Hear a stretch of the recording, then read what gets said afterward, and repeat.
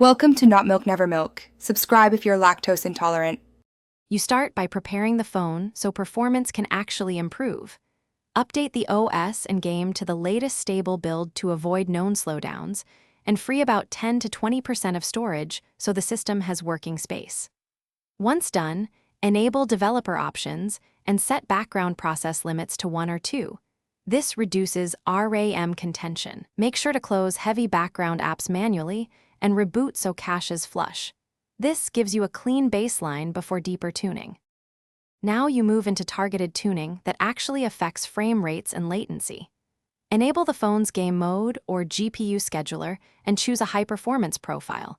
This prioritizes CPU and GPU for the game.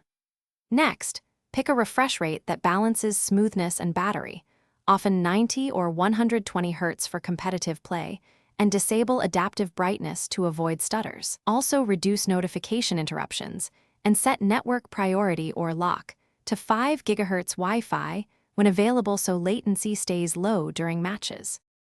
Finish by preventing thermal and input problems that kill sessions. Use an external cooling accessory or remove heavy cases and play in short bursts to avoid thermal throttling, which reduces sustained FPS. Calibrate touch settings, sampling rate and sensitivity, or map controls for consistent input. Finally, if you still see hiccups, make one key check.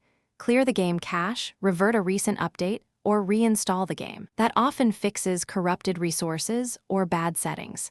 If problems continue, Thanks for watching. If this was helpful, leave a like and consider subscribing. See you next time.